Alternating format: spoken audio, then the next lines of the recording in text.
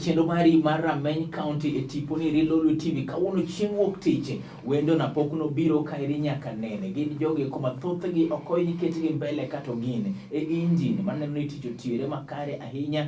Ward manager e ward Lero mar West Assembly manitiere Siaya County Reda constituency migosi Esau Audi mano kamorid kod migosi Ambrosa kuna bende jomoko luongo ni Jayuro penjo maduong' MCA ma West Assembly ne kar kanye ang'o matimre kor gweng' bende giduogo mar manyo piny kendo be gisitiyo ne japiny koso no yiergi to gi gweng' wech giwuok Kenya kar kae mondo wadud penj duoko mar penjo giki nyaka na manyo ward manager migosi Esau Audi live e chenro mari mar Rameny County tip achiel kendo Lolwe TV nikech gini en marwa tenda.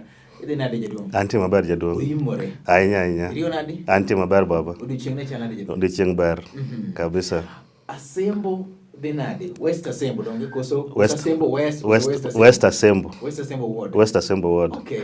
West Assembly Ward dhi maber kabisa. Kendo jopiny mor gi kaka wawuotho kodgi. Ok aneno gima rach.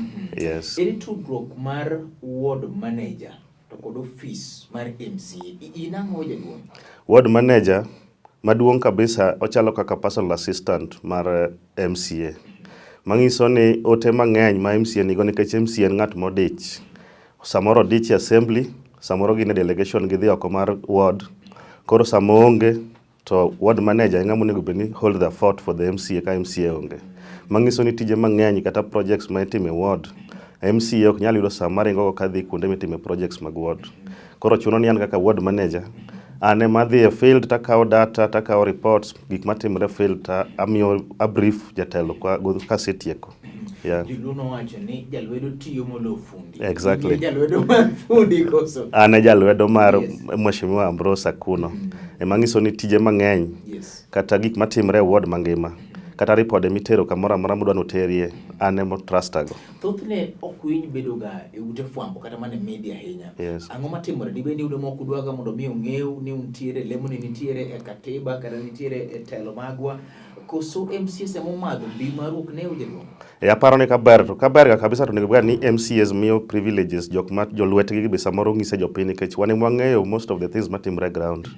But nikech watiyo offices mag siasa nyalo bet ni luoro moro ni gatie ni komiwa teko bilagi to inyalo neno taya mi ipoka kendo kori nyagri gi jatendi moketi e tich. Bete dwara ahinya tinyalo ng'esiri mar kuma leni gatie. Exactly. Okelo penjo moro jaduong' ni to migosi Ambrosa kuno. Jopiny penjo ni en kain jaduong'. Ambrosa kuno to Community Assembly Masia okwanene ground ang'o matimore? Ambrosa kuno nitie. Yes. Kendo kata sama loso kodi ni entiere dala ma Nairobi. Otimo gige moko Nairobi kono. To mano kongiso ni ok entiere gweng'. Yes. En MCA matiyo matek kabisa. To gima miyo ji wang' no wach no onge. Yes. En nikech yudre ni ng'at matiyo matek en ji ojagore ga kabisa. Nikech ji neno ni gino kobete to bro bete aminga. Koro nitie joma bende nigi interest e gini. Koro bing nok nene machiegni kata ok nene sate to neno ng'ato sate bende ok yot. Tije mag ng'ato ma ng'ato tiye kor gweng' emane gimo nego bende ngiso ni ng'ato nitie kata onge. Nitiere gimoro ma onego beno penja ahinya ma dhano osebedo ka thor wacho winjo kiwache kaeri ni mheshimiwa nitie Nairobi gi sani eri kata kamano gik moko timore kor gweng' chien. Onego bed ni gik moko chal nade onego bed ni neno gik ma mheshimiwa timo e ground kosi neno mheshimiwa kata ka tich onge to onego bed ni nene ere ma jopiny odich ga gima jopiny odich go kabisa jaduong' Aron en tich ma jatelo tiyo. Mane gima onego bed ni japiny ng'iyo mogik. Nikech ma chalo kata mna ng'ama ni e ode. Inyalo bet ni onge machiegni to nyithindi to chiemo maber kendo dak e ngima maber. To bende inyalo bet ni nitie machiegni to gima nyithindo chamo onge. Koro akuno en ng'ama odich kendo manyo chiemo ne jo West Assembly. To kata sani kidhi e ground bedo jo West Assembly ma jopiny ma jogo kura to mor kode ahinya.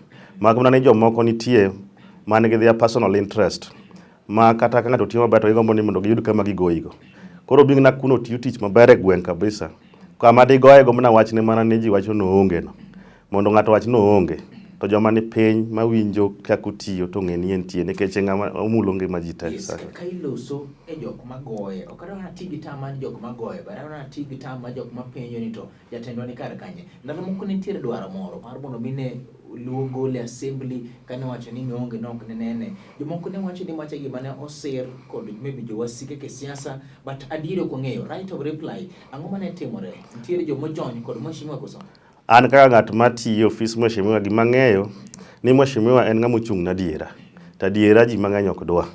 Koro kalore gik manowacho gi siri manogolo mag sirikal, kaka gik moko ne timre sirikal, ne miyo koro jok madongo dongo tiyo gi jomoko mane kor gweng' mondo owach ni oonge kendo gima konyogo jopiny onge. Apani mae kama ne wach ni nowuokie. But bang'e koro ne waluwo wach ni maler, to joma ne oket itiyo gogo nobiro mochung' molose radio mawacho ni itiyo kodgi to ne kia gima omiyo nitiyo kodgi nikech ne gin ignorant. Diere mar gik ma mheshimiwa osebedo ka wacho medo moko ne lawre kode kata kamano jogi eko mane wacho ni oonge na oduogo wacho ni gin jok mane tiyo godo nyaka londo mwacho ni sani gichung' kod mheshimiwa. Mano pacha mano paro migolo kod migosi Esau Audi, ward manager marito West Asembo ma ward mabende nitiere gwenge mag Rada constituency e Siaya County live e chenro mari mar Rameny County. Jopiny osebedo ka penjo to mheshimiwa Ambrosa Kuno ni kar kanye otiyo ne jopiny koso ok oti ne jopiny. Predecessor mari Migosi Munda mheshimiwa mabende ne osedhi owuok ofisi kalo pare kod 17 kanobiro kanoweyo West Asembo ward noweyo kar kanye to ng'o osetimo nyaka noweyo jaduong'. Gima nyalo wacho ni jaduong' Aaron en ni mheshimiwa Munda kane oweyo ofis to ing'eni devolution gine joma nochako gini ka devolution ochakre. To kane odonjo ka to ne nitiere projects mane gichako. To gik manoweyo ofis noweyo go ofis mok anyalo wacho ni ne ber ahinya. Nikech an ka ng'at ma wuotho ka timo projects ma mheshimiwa dwani mondo time ward kalayas gi ofis mar governor. Ne wayudo ka nitiere projects ma kizungu luongo ni rollover. Rollover en ni keto budget to ng'ama timo follow up ne budget no koro gino ok tim. To gini dhi ritere financial year machielo. Koro samitere ni to pesa ne ni lale system ka. Then number 2, jatelo ni nowewa gi projects miluongo ni incomplete projects. Out of 100, 99% ne gin incomplete. Apart from roads moko wanyal ng'eyo nikech ndara en gima iloso to koth goyo. But structures mochung' ma permanent kata gik monego ni gero ma ji nyalo neno bang' aming'a. Tanyalo wacho ni 90% nowe ka ok otieki. To mang'eny be nowe rollover. Koro sama nwabiro office to ne oyudo ka bende wanyien wate. Mheshimiwa Ambrose ne nyien for the first time nodwa tiye sirikal mar ugatuzi ta bende na nyien kaka ward manager.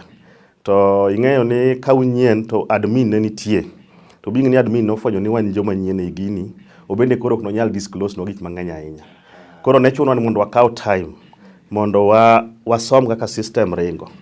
Kano chopo sama koro ayudo ni system ne ringo kama to ne mono wafwenyo go a lot of things manotimre marach kapok nadonjo office. Adwa biro to be no yango gimo miyo gigi kine ok otim to koda kapo ne dira gima ng'eny ni mheshimiwa Munda with the right of reply. Koro asto kapok adhi kar kanyere wacho ni nitiere gik mane pudu nyien ofwenyo ni gik moko mane ok ung'eyo kairi. Kindu kod ward admin chalo nade to bende nukawo thuolo mar wacho ni oyo ne intiere kar kairi wadonjo manyien watim magi mairi. Kane wadonjo office ward admin nochako tiyo kodwa ka gima en ng'at maber ahinya. But kane wachako bet mariek matin to nwaneno kochako sudo mabor. Mangiso ni ochako fwenyo ni wang'o osechako neno. Mano ochuno mheshimiwa mutiyo matek manotimne transfer. Mwayudo ward admin manyien. Yeah. Koro ward admin manyien kanobiro ten ko nyaka nolo chike nikech bendo noyudo ka koro wasebet mariek. Exactly. Okay, kara ward admin nyate transfer kumachielo. Inyaga gitimo giben transferable. Okay. Yeah. Mheshimiwa bendo sana notang'o mano miyo gik moko ne ok odhi kare. Wacho gi ni 90% ne ok otim. Do gima ng'eyo ni mheshimiwa Munda bende nyalo wacho mopogore ni notiyo nikech nochung' kana manya penjo. Bende ne nigi kuora bende mano dhura dhura chulo. Jaduong' Aaron gima nyalo wache gini ok anyal bedo very specific gima notimre but gima ng'eyo ni nyalo bet ni pesa mag projects gini tiyo go marach. Nikech projects mag ward gin gik mitimo ka ji oriwo lwedo. To nyalo bedo ji nyalo riwre ga ma compromise gik monego bende time ward. Kora pani ng'eni contractor bende ka samoro pesa ne mar ohala osedok chien to bende chunye gore koro mosedo matine mochamo to ringo lal. To nikech wan konyo adonjo to jatenda en ng'at moko wero chamo gik mibadhe. Koro kanyo adonjo to contractor nyaka timatima tich matieki nikech ng'ama nyalo bet go piny go mbaka koro onge. To an ka paro gi pacha kaka no ka chal to chalo gima ne imiyo ng'ato project to ka chope kore kanyo to ji go mbaka to pesa ohala dok piny to chunja ohala gore. To baringo we tiche kore kapok otieko. Bende ywak ni pok otiyo jaduong' uonge kendo jomoko dwaro mondo mi pudhruok e kom kichako dogo kendo to ndo dwaro mondo mi ubi. Mo nyalo wacho setiyo koso pok tiyo. Wasetiyo maber kabisa kendo kiyie na tanyalo kwano gi per department. Nitiere ka koro sani e county government wan gi department mar education. Kan wadonjo office 2017 kane wachako cheko system kaka gik mane osebedo ka itimo chal. Education department wagero ECDs. Koro ECDs gi nitiere ECD miluongo ni Saradidi. Saradidi kane wang'iye ginene records to nwayudo ni it is done and operational. Ni en gima oseger kendo tiyo. To kan wadhi Saradidi gi moshemo cheko kasa ECD nitie, nwayudo ka ECD kata foundation pok okonyo. To ndikni no ondikni en gima oseger kendo en operational. Mara adier maduke ada kwano nigi mang'eny en gima no dusted, done and dusted. Kichange Saradidi bwana. Saradidi primary. Saradidi Saradidi ni buto yude. En kiwuoko yude. En na buto yude. En na buto yude. Exactly. Ange Saradidi. Koro Saradidi ECD kata kipenjo ng'at ma Saradidi bro ngisi ni Saradidi nyua garo na kawane e telo wan gi ka Ambrose ni e telo Honorable Ambrose Akuno. Wane manyo Lolwe mwagero choma sani kore en hand over for use masani en operational. Kokidhi mabor kapok ringo abor ni school mi atemo primary school. Atemo primary school en gi ECD to noger mo wenus. Wan emano Lolwe mwayudo ni pok oger kata chopo ok noger, but kidhi archives mag sirikal tido ni it's operational. But nene state moko nya bedo operational. Mwane mwagero atemo ECD mwatieko mwa hand over.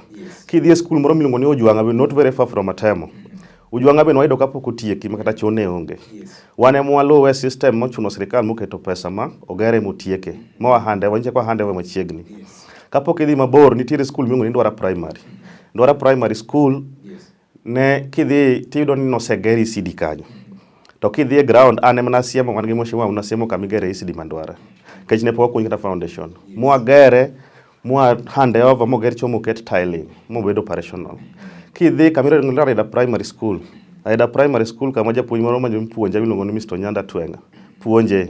Nwayudo ka owach no seger motieki to ne pok otieke ne incomplete. No sechak gere adier mogo tado to pok notimne completion. Wane mwatieke mwagero chomo hand over. Mago ECDs kende. Mano ada education.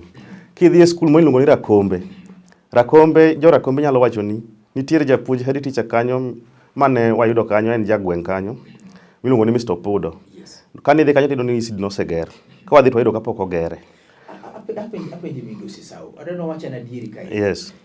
Uyudo ni ondike barua ni ondike oboke ni wasemanyo ECD onego bi koso ECD monego be no seger mar operation kachine gine financial year kaka ECD mara kombe neni financial year 2016-2017 iwinjo kanyo kane wabiro ka ing'iyo system tido ni rakombe no seger ECD to kwa dhi kuno wayudo ka ECD onge, so we had to do a letter to the records man ka governor wacho ni yoseger kendo gino operational magini gigi onge nochuno mwandiko ne department of education kwa sendiko to negidhi gifwenyo ni kara gino pok otima dier Chako dugo kendo ka break mari ke chulieta henya wacho nitiere skunde giko ECD mathoth mokale West Asembo Ward na constituency mano ndike hekalo pareto koda par gabiro no setem kata kamano kane dhi kun marach no tim gi to gin lo maler makata gimo se kunyu onge. Yes, en adieri unyiso samoro mibande kata kitelo masamoro nyalo bete gwenge makaluo live chendo mari mar Rameny County waduogo penjo ni to gitima koso gin bende nitiere moko magisende kono setem to pogi to magidhi weyo chien wagomba kod kamorit kod migosi Ambrose Akuno kawaloso kod manager mar West Asembo Ward migosi Esau Audi e chendo mari mar Rameny County wamenyo county Masiaya.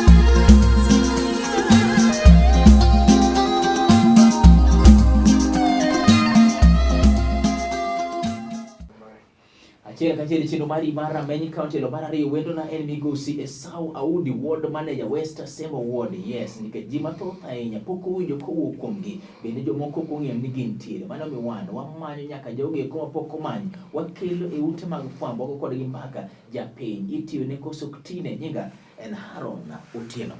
Iweyo sama ni Lero. Yes. Ana wacho ni gimoro setim. Yes. Mosechul. Yes. Ini biro ofisino ka gini pok otim. Chik notimo nang'o koso nuwe kamano mano dhi kamano japiny ohinyore. Wan gima nyaka wakwongo tim en ni kidonjo ofis manyien to ok inyal chako timo gik manyien kapok iyweyo kanyo mobet maler. Emomiyo kan wadonjo ofis to mheshimiwa no insist ni gima nyaka kwongo timne nyaka wakwong wanon mwayud ni records mag the previous projects ni kure to gin state mane. Mae emomiyo kan wacheko to nwayudo state makora wacho ni sani ni. Nikech kimiya thuolo pod anyalo proceed gi mentioning. Nikech kidhi kendo kuma nora kombe na asewacho kidhi e skul miluongo ni Kawamang'aria. Kawamang'aria noyudo ka incomplete. Mheshimiwa Ambrose motieke mwahande mwagero cho manyien. Kidhi e skul miluongo ni Tiga Primary. Tiga Primary ne oger to ne incomplete. Wane mwatieke. Kidhi e skul miluongo ni Mboye Primary. Wane manyo watieke mwatimo tiling mwagero cho. Kidhi e skul miluongo ni Sangla Primary. Sangla Primary wane mane watimo ne completion mwatimo tiling mwaketo cho manyien. Mobedo operational. Yes. Kidhi e skul moro iluongo ni Rambera Primary. Rambera Primary kane wadhi to wayudo ni en gima nosega tim. To kwa dhi e ground wayudo ni pok otime. Kwa follow up to ne contract obire site. Ma ogere mutieke mwa hand over. Koro saa mwalose kodi sane ni Mheshimiwa Ambrose oketo ECD kamiluongo ni Lwak Primary Mixed to gi nyago kose primary mix primary. Waketo ECD masani yosel material onego beni geroge. Jaduong' Aaron kadhi e department ma health. Mheshimiwa Ambrose se handle osiptende te mane West Assembly apart from one hospital man nyago ko dispensary. Ne kwa chako ose at least nitiere gimo setimo kuondego. Kech kidhi Obaga dispensary, nitiere dispensary ni Obaga dispensary. Obaga dispensary Mheshimiwa nyocho se dhi mogere laboratory majaber modong' mane equipping mabencho sekete budget this financial year. Warito mna mondo budget to protein procurement mondo kel equipment that laboratory. Yes. Kidhi kamiluongo ne jar dispensary, ne dispensary mano sim. En manyicha ne o rehabilitate olose maber mo renovate maler. Manyose loso gi CEC Department of Health. Mose kelo NAS kanyo. NAS no is on standby at Mahaya Health Center. Nikech equipping warite this financial year. Kidhi kamiluongo ni Ndwara dispensary. Ndwara dispensary kan wadonji office no records ne nomiye 4 million migerego. Sama wadonji office wadon no dong 800,000. Pesa modong no kyak manodhiye. Kwa temo ndiko barua mondo follow up mondo gere otamowa. Nochuno mheshimiwa mokaw 2 million from the budget mokete that dispensary. To ndara madonjo kanyo no payo noloso gi pesa ne. Mufuke wane mnwa payo kanyo notiyo around 300,000 kopago ndara no. Koro kanyicha ne wase keto budget to nyose ger dispensary no mutieki mose ger cho odong mna fencing to gi equipping to gi daktari matiyo kanyo. Kidhi kamoro ni Saradi dispensary. Saradi dispensary mheshimiwa njo team equipping oketo kel equipment magik minya tigo hospital ang'eni ng'eyo. Then kidhi kamoro ni Baralur dispensary, not Baralur but Rambugu. Rambugu dispensary ne wayudo kane ntiere maternity ward, twin maternity ward manigaro kanyo to pok notieke. Got Rambugu. Mheshimiwa notimo completion ma that maternity ward. Motimo equipping. Kidhi kamoro ni Baraluru, bende ntiere double maternity ward. Bende wayudo kok oger nus. Mheshimiwa mano otimo sinani mo otimo ginene otieke. Mo otimo equipping. Kibiro kamiluongo ni Mahaya Health Center. Mahaya Health Center ne onge administration block to ne onge gimiluongo ni P. Tenya gi wards mag maternity wards. To nitiere borehole manose kunyo kanyo gi organization moto pok notim ne equipping. Njan waketo 2.5 million kanyo mo tim go equipping ma borehole no mo arrest tangi malo. Mo agero water kiosk e dhoget ma jok piny nyalo tiyo. But all the wards to gi servant gi staff quarters te wakete pinya ko siptende gote. Koro kamwa dongo en nyako ko dispensary mabende mheshimiwa nyicha tema tek kanyalo yudo kaka inyalo tim gimoro kuno. Ma request benjo waseyudo mana ang'eno tiye wachno. Then kwa dhiye department mar water mheshimiwa kapok odonjo office noloso yewni adek. Yaw number 1 ne ni yaw Kanyagaya no dino. Yaw mar ariyo ne yaw miluongo na Bobni be no dino. Bata nyaka wachi nikech interest mare.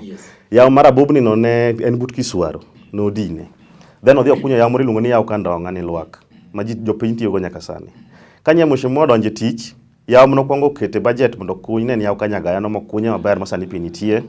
Okunyo yaw miluongo ni yaw Kachieng, okunyo yaw miluongo ni yaw Kuchieng, okunyo yaw miluongo na Abobni, okunyo yaw miluongo ni Kamugwa, okunyo yaw miluongo ni Kaboge. West Simba ng'eyo, West Simba kama tini to yew ni ng'enye na. Ng'eny kabisa, kata moko pok wakunyo sani. Adoni kara chimu litera toa West Simba. Exactly. Koro Samuel ose sani ni, nyo keto yaw Kandonga, nie budget idhi kuny sani, nitie yaw Miya idhi kuny sani, nitie yaw Kokaw idhi kuny sani, nitie yaw Koyam idhi kuny sani. Then king'iyo piped water. Piped water ne waloso mang'eny but ne wan gi a little disadvantage abo explain. Ne mheshimiwa oketo water line moa kamiluongo ni Gobei, to kichopo kamoro ni Gangu to keto water kiosk. Kichopo kamiluongo ni Riat Kolemo, oketo water kiosk moro repair the previous tank moro noket kanyo gi national government ma pi oketo kanyo. Then kidhi Lwak ka police, mheshimiwa oketo water tower man gi tangi ariyo madongo e wiye. Kendo kia ka police kanyo kichopo kamiluongo ni Maugo primary school, oketo water kiosk.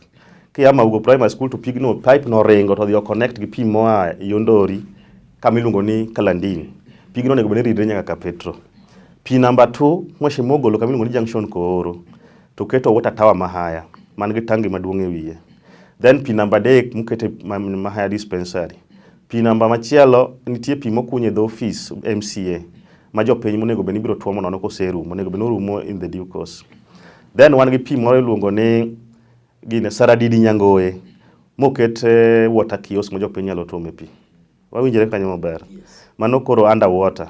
Water nitiere manotimo gi pesa ne to nitie makoro timo gi pesa sirikal. Mabe asekwana maber. Mheshimiwa Nito, gik miwacho ni mheshimiwa timo gi eki. Gin gik motimo gi pesa ne to kara pesa bira di award kar kaire mo tiyo godo gik mathoth gi eki. Kostere moko ma utimo gi pesa bala. Nitiere gima timre ni kanwa donjo office 2017 to wayudo ka water development budget ne 35 million. Unfortunately, the preceding financial year, office governor reduced pesa ma development to 10 million. Koro from then, fluctuated between 10 to 19 million. Koro mano ma babiro annual development budget. Annual what development budget, which is compulsory. Mati award kanyo. So out of the 19 million, one million 2.5 million mar basari. To one ge 16% VAT. Then one ge 5% PMC money. Mimi joma odhi project management committee. Koro ineno 2.5 million mar basari ni iyudo ka ikete kacha but ok obi e ward. Koro mae kama bende wabete gi challenge nikech wan kaka jo ward office waloso committee ma monego beni vet jok mayudo basari e ward. Unfortunately wa vet jo monego beni yudo basari. Tiyudo ka process ma pesa ni luomro ng'ato dugo yude kendo mondo nyathi odugo yude is a long process and problems betie. Kachido ka wan ka jo ka develop ward ginene ka ward basari committee obet piny gi ward admin keche chairman mar gine mar basari en ng'at mheshimiwa. Then secretary mar basari en ward administrator ma en ng'at governor. Korido ka sani ka ward admin owuok gi basari office. This ward ginene this list mar basari owuok gi office wa. To dhi gi office miluongo ni sub county admin's office. To dhi kode hard copy to gi soft copy. Ng'ato kose kawo information e soft copy gi hard copy, then okinyal ng'e gima gino dhi timre kanyo. Then gino kowuok e lwete to dhi e lwet CEO, chief officer of department. Gino kowuok e lwet chief officer dhi e lwet CEC. Kose dhi e lwet CEC, governor be nyaka ne kech governor be jomoko nogone kura e ward ka. Then pesa to remain mana 2.5 million. Magiso ni kapo ni effect betie, to ng'ato more ma nyaka gol. Iwinjo kanyo? Nikech pesa ok medi. Mangiso ni ng'ato mo benefit ma nyaka gol mondo ng'at machielo donje. Exactly. Lakini pesa mwacho mar mane stone 35 million si ato sana dogo to 19 million yet. Ento obiro office mar ward mono naka kutiyo kode goso. Pesa ni ok bi office mar ward. Iningiso umna ni pesa ma development en 19 million. Koro nitie gimiluongo ni public participation forums. Koro wan kosengiso ni nitiere 19 million to office governor lando gimiluongo ni public participation. Magi biro to jopiny biro. Koro ng'ama coordinate pesa ni, ng'ama ng'eni abicho dhi kacha, paro dhi kacha, 20 dhi kacha. Ema koro adwa kelo ni. Yes. Gimiluongo ni public participation forums gi bedo organized gi office governor. Yes. To office governor gilando ne jopiny biro chokre the office MCA. To ji biro from Sejo physical budget biro, to admin biro, to ward manager biro, to MCA is not a must nyaka bedie. Koro jopiny yiero priorities gi gik ma gidwaro ni onego timo negi. Ka giseyiero to jogi dok gi report ni sia to gidhi giloso go the bigger budget. Then gini biro duogo through assembly for review. Then the assembly biluongo public participation forum margi magi confirm go ni magi be gik manwa keta adier koso gigo wel. Koro gigi kosetim kama tidwoko gi executive for procurement, evaluation and award. Koro kosetim award to koro governor office executive ma koro ng'eyo ni contractor mane mabire e site mane to dhi tim ang'o. Wan sama gibiro to bedo notified. Ni ndara manyicha nuketo cha. Oseyudo contractor biro chieng' makama. Iwinjo gimitimo nyadong live chenro mari mar Rameny County migosi Esau Audi weche pod thoth mokalo director mar Ranyisa Ndong dakika 2 kende. My goodness, mar mondo mi watieki pok iwacho ka uduogo scorecard mari to gi mheshimiwa chano mar biro timo. In less than 4 minutes. Yes. Odo dakika 2 kende nyako tieki. Yes. Scorecard mar mheshimiwa Mbrosa kodi nyaketo kanye 0 to 10 inyalo kete kanye. Aparo ni kadwa wacho maber 0 to 10 scorecard mar Ambrosa kun en 9 katin. Nikech gimomiyo wacho ma gik mane wayudo ka incomplete to gi rollovers watieko te to up to now wane budget wa mwanyiso wachako go mosetimo edo kwatimo waonge gimiluongo ni rollover to waonge incomplete project. Okelo penjo moro migosi Esau ni Ambroso chung maro kom kendo koso ko chung. Ambroso to ko chung, Ambroso bete kom kendo defend kom eno. Ang'o miudo defend jaduong to setimo gimoro amaro dwa timo ne jopiny. Ang'o miuduogo jaduong? Be gimomiyo waduogo nikech ber mane Ambroso nigo mang'eny gima nohinyowa kabisa ne en wach mar corona. Nikech corona nokawo almost 1.5 years.